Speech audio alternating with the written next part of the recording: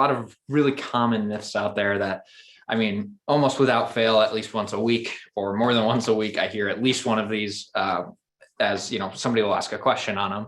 And it's not the people asking the question who are at fault for these myths. It's really lack of information out there, or lack of good information that really prevents people from getting the right answers for things. And these myths, unfortunately, sound sometimes believable, and they sound like they come from a place of logic. So they, unfortunately, people follow them, and it causes problems for them and their family, or just they don't end up with the best result that they could have otherwise. And so what we're going to be talking about today is ways that you can sort of debunk these myths, and what you really need to be concerned about instead. So I'm attorney Justin Randall with Hooper Law Office. Welcome to our top estate planning myths, and don't get fooled by them. April Fool's Day is tomorrow. Forgot what day it was for a second. So these are some common myths that we hear a lot, and we're going to go through, what the myth is and what the actual reality is, rather than what the myth is telling people.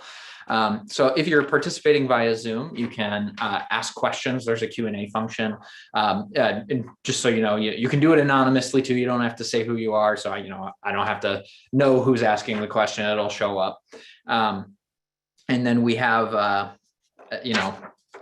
ask away while I'm going through it. If anything pops up while I'm talking through the topic, please feel free to ask. You will be receiving our kind of top 9 estate planning myths that we have. We have a little sheet here for you. If you signed up through Zoom, and you fill out the feedback form as well. So the feedback form at the end is just a way for you to give any feedback that you have on, here's a topic I'd be interested in hearing about, or, talk more about this next time and less about the other thing. We're always trying to improve this, but it's also a place for, if anything I bring up today raises some concerns for you or your family or a loved one, you can mark on that feedback form that you'd like us to reach out to you to set up an initial consultation, which those are usually scheduled for around 2 hours. They don't always take that long, and often not as much depending on the complexity, but they are complimentary, so you don't have to pay to come in and talk to me for that initial consultation.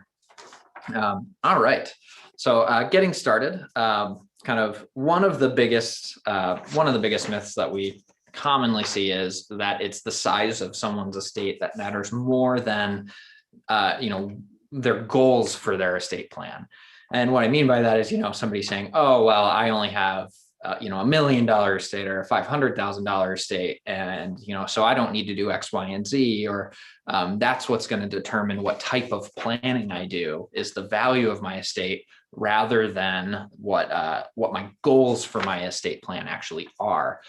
So you commonly hear this come up for people who say, and this is actually one of the other myths in here, but they're kind of interrelated, is trusts are only for wealthy people, right? You only need a trust if you have, over a certain amount of money, and the amount people list ranges a lot. It can be anywhere from, if you're over $500,000 in your estate, or over $1 million, you should do a trust. But that's not true at all. I mean, money is a factor in the type of plan somebody will do. If somebody has what's called a deficit estate, for example, where they have more debt than assets, then that's going to dictate maybe using a will plan over maybe using a trust plan, depending on the situation. But for the most part, the average person, regardless of how much money they have in their estate, the more important thing to be aware of when you're talking about what type of estate plan you do, whether it's using a will or using a trust, is actually more what process you intend for your estate to use after you're gone. And what the end result you want to have happen after you've passed away. One of the big things here is that wills, for example, a big misconception and a myth in its own right is that if you have a will, your estate will avoid probate. But the actual reality behind that is, if you have a will, wills only control the assets that are going through probate. They only direct those probate assets. They don't control anything outside of your probate estate. So, having a will means that to people who are administering the estate tells them that you intended for your estate to go through probate. What actually happens a lot in those circumstances is that they don't, the wills just don't end up controlling anything because the person who set up the will for themselves or their family, or them and their spouses, I should say, had everything avoid probate, and then the will just didn't control anything. So if you intend to go through probate, a will is the right tool for you. If you are, absolutely you want to avoid probate at all costs, well, then that might point you towards a trust. And there's many different kinds of trusts, but in general, trusts, as long as they own assets or are the beneficiaries of assets after someone passes away, those trusts avoid probate.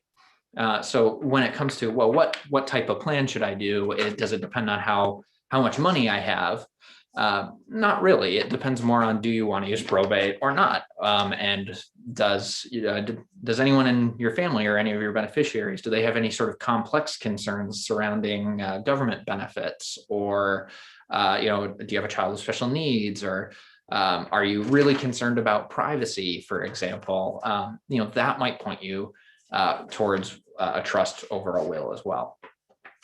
And privacy is a big concern for people with potentially if they're disinheriting somebody, or they know they have sort of, at-risk children that they don't want manipulated or anything like that, because probate is public record. So somebody can go down and request a record of the will, of the estate, and they can see a lot of these things. So if privacy is a big concern, regardless of how much money you have, again, a trust might be more beneficial in that circumstance than a will. So long story short, the amount of money you have in your estate when you pass away is one factor in whether or not you actually want to use probate as a process, or whether you want to use a trust. But it does not at all dictate overall, it's not the main factor in determining whether you use a will or a trust.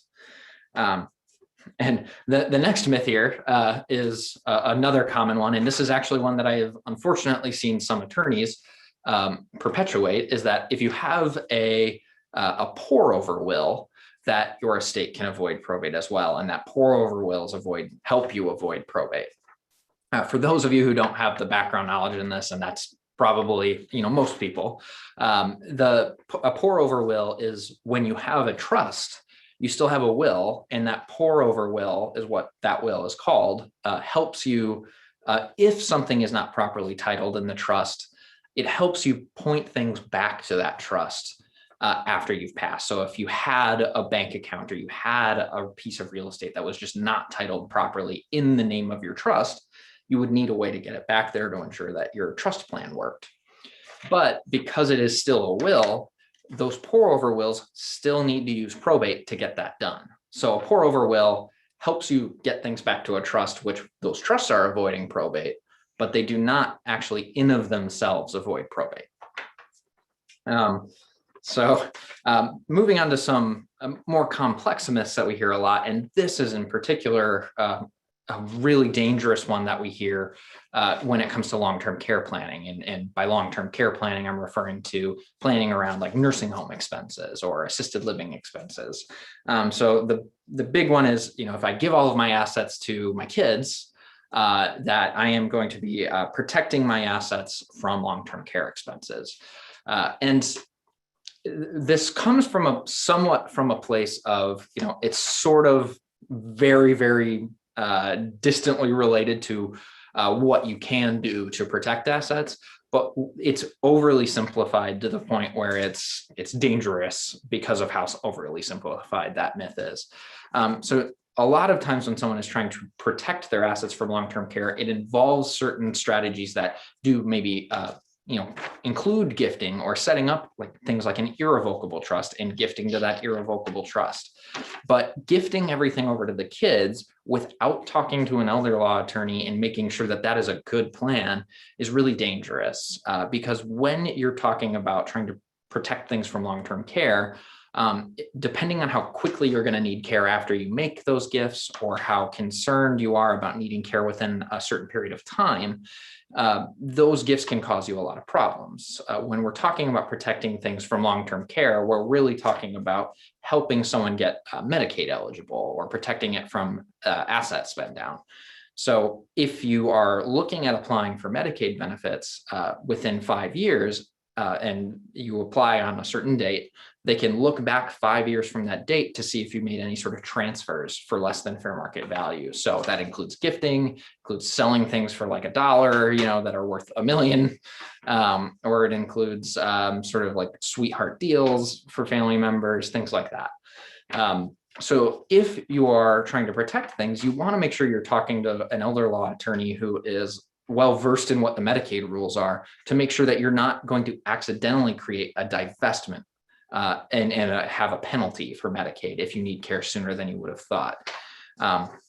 There are other reasons too that gifting assets to the kids is a really, that strategy, as simple as it sounds, can be a very risky one.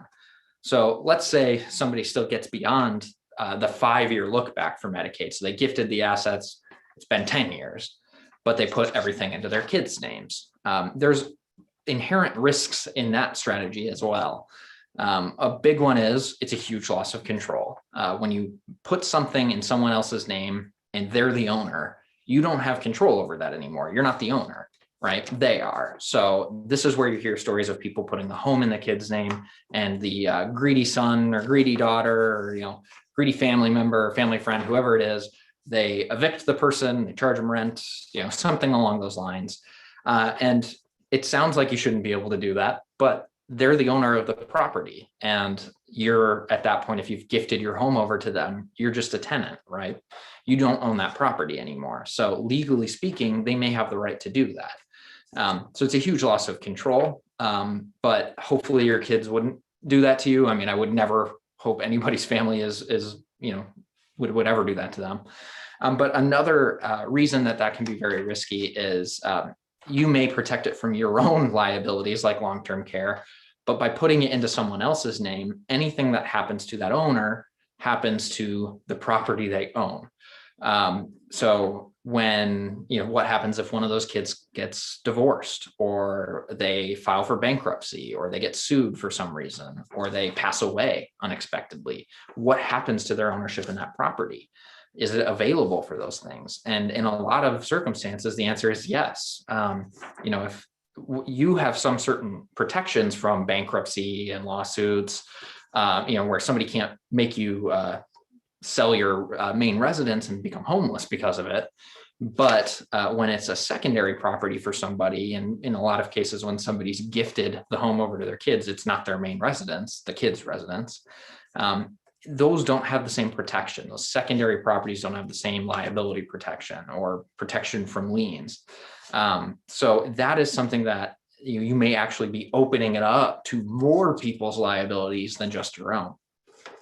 One circumstance that actually has happened, it was something that family came to us after this had all happened. So it was certainly not planning we had done, but they had put the home into the kid's name, well before any of them ever needed care. So, that wasn't the issue, but the home went to the 4 kids, and over the period of time before both parents had passed, 2 of those 4 kids had passed away previously before the parents. So that means that their ownership interest in that home, that 1/4 of each of those 2 kids, went by the terms of their wills or their estate plans. And in one of the 4, it went to a surviving spouse, which this wasn't the issue, although some people aren't super thrilled about having an in-law own their home that they live in. But he was a nice enough guy, so that wasn't the issue. But what happened when the second of the 4 kids passed away before the parents is it went down to their grandson. And that son, or grandson, was probably, I don't know, 5, he was under 10 years old when they initially did the gift of the home. So they weren't thinking about the fact that this grandson would develop a substance abuse issue. But by the time this grandson was set to inherit 1/4 ownership of the home, he had a major substance abuse problem, and it was time to sell the home. And the family was concerned about trying to stop that grandson from using the proceeds of the sale from harming himself with, substance abuse issues. So the unfortunate reality of that is there's not much you can do to stop it at that point, because that grandson is legally entitled to the proceeds, as he has inherited 1/4 interest in that property at that point. So long story short here, protecting it from your long-term care concerns by gifting it over to somebody does not mean that that is the best way to protect it from your long-term care concerns. There are better ways to protect things from long-term care concerns that do not open it up to everybody else's liabilities and provide sort of backup planning for what happens if somebody does have an unforeseen substance abuse issue that comes up over time, right? A beneficiary, I mean. So there are better ways to do that. And the important thing that you can do if you, have those concerns is you come and talk to an elder law attorney, somebody who knows the Medicaid rules, knows the best planning strategies, and can help you do it in a way that does not unnecessarily open it up to other liabilities as well. This is the next myth here is a common one that you hear, and it comes from a place of, I think, of goodwill. Nobody's trying to spread bad information with this, but one of the big myths we hear is if you have a child with special needs or a grandchild with special needs and you want to provide for them, but you're afraid that you're going to cause them to lose means-based benefits because they're only allowed to have a certain amount of money potentially, and still receive those benefits. But the big myth is, unfortunately, I have to make sure that I disinherit that child or that loved one, and don't leave anything to them because I don't want to have them be harmed by losing their benefits either. And that's unfortunately, that's not true that you have to do that. There are ways you can still provide the benefit to a loved one with special needs of some form of inheritance without causing them to lose benefits. And that usually involves a supplemental needs trust or a special needs trust, which has certain restrictions on how it can be used for that person so that it does not cause them to lose their benefits, but it can be used to supplement those benefits, things that the benefits don't cover, right? So you do not have to disinherit a child with special needs if you, if you want to provide for them. If it's a more of a distant or extended family member where you just weren't thinking of providing for them anyway, you were looking more at your own kids, that's obviously a different story. But if it's especially your child or a grandchild and you're just not sure what to do and you want to still provide for them, there are ways to do that without causing issues that don't involve disinheriting them. The next myth here, this is a big problem for a lot of people's estate plans that they have. This one particularly involves trusts. The myth is that funding your trust, and by funding, I mean titling certain assets in the name of your trust while you're still living, funding that trust is an optional process. That's the myth, is that it's optional. It's not really necessary, that, hey, I have this pour over will that'll point everything there, or, it'll still dictate how everything goes, regardless of whether it owns the assets in my estate. And unfortunately, just kind of like a will not control assets that do not go through probate, a trust does not control assets that it does not own.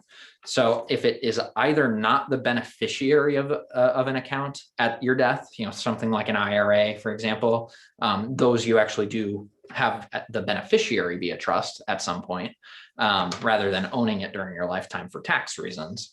But things like real estate or bank accounts or traditional investment accounts, those sorts of things, if you have a revocable trust in particular, you really want to make sure that you have those assets owned by your revocable trust during your lifetime. And that's what we call funding a trust, is making sure it's just titled, things are titled properly. If you intend to use it as your estate plan, you need to have the assets properly aligned with the trust or properly funded. Unfortunately, whether it's due to just a lack of staffing or a lack of experience, or just not being a good moneymaker for some firms. It's really common for people to come in with trusts they had drafted up many years ago where things are just not at all titled properly. And we end up having to redo a lot of that, retitle a lot of things back into their trusts that they had drafted. So it is not an optional process if you want your plan to work. You need to have it done. For example, our firm, we specifically go through with our clients and we retitle their assets, so that you guys are not the ones having to figure out how to do it. We're helping you do that.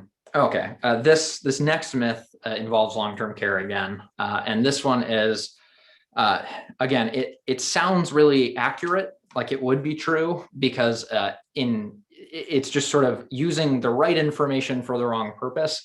But this myth is that you can give away up to $15,000 per person per year and not have it count against you for nursing home planning. So where this myth comes from is that $15,000 exemption of per person per year gifting is for gift tax return purposes and estate tax return purposes. So you're allowed to give $15,000 to everyone you know every year, and you don't have to file a gift tax return. But if you go over that 15,000, then you per person, you do have to file a gift tax return, and that just lowers the amount of end of life estate tax exemption that you end up having.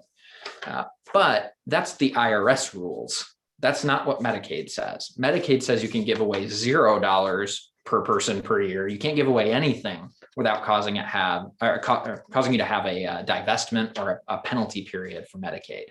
So you don't want to rely on this myth thinking, oh, I've been following the rules. I've been well under the $15,000 per person per year.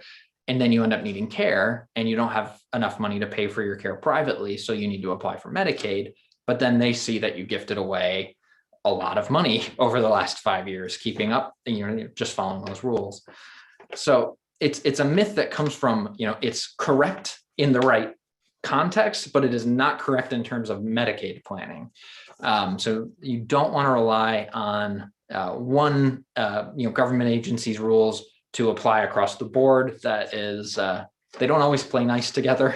So do not engage in that strategy thinking you're protecting things from, and that it doesn't count against you for Medicaid divestment planning, because it still will. Okay. And then this is another myth with long-term care planning too, and it's a big one, is that, if you place your assets in a revocable trust, that you're protecting things from long-term care planning. And that, unfortunately, is not the case either. So the main purpose behind revocable trusts is that you're trying to have a centralized plan, a place where you can dictate what happens after you're gone, and accounts for all sorts of unforeseen circumstances for beneficiaries and protects them, but just avoids probate in the process as well. But revocable trusts are not exempt assets from long-term care. They do not protect it from being a countable asset when you try to qualify for Medicaid. In order to really protect something from long-term care and get it off of from being countable for Medicaid purposes, you need to use a type of an irrevocable trust in order to do that. It's still, you want to do it, more than 5 years if you can help it before you'll need long-term care, because it's, transferring something to an irrevocable trust still counts as a divestment for Medicaid. But with an irrevocable trust, kind of like I was saying, you don't want to just put the home in the kid's name for all of the reasons I mentioned. The irrevocable trust is where, there's certain restrictions on what the trustees can do. They can't evict you, charge you rent, things like that, as long as you continue to pay property taxes and utility bills and uphold your expenses. And because they are trustees of that trust, they're not owners of it. The trust is its own owner. So if a trustee has a liability, like they get sued or get divorced, that doesn't impact the assets of that trust. So an irrevocable trust, though, is the type of trust we would use to get things off the table for Medicaid. A revocable trust, it used to be, prior to 2014, I believe, that it was still a countable asset for Medicaid, but Medicaid has a program called estate recovery where they can basically come in and as a creditor of the estate and take money back after someone's passed. And that is where prior to 2014, certain revocable trusts would not be available potentially for estate recovery. However, now that's no longer the case. That law has changed, and it is now revocable trusts made after 2014 are now available for estate recovery. So it doesn't protect you up front, and it doesn't protect them from coming in as for estate recovery later either. Irrevocable trusts, however, can get things, stop them from being countable up front as long as you do it prospectively and are careful about not creating a divestment for yourself in terms of like getting a penalty period, not a divestment for Medicaid. And irrevocable trusts are specifically exempt from estate recovery. So it can also protect the assets. If you really, a big goal of yours is to leave assets to the kids, well, this can help protect that for them as well. The one of the final myths here is that life insurance proceeds are are exempt, from estate tax.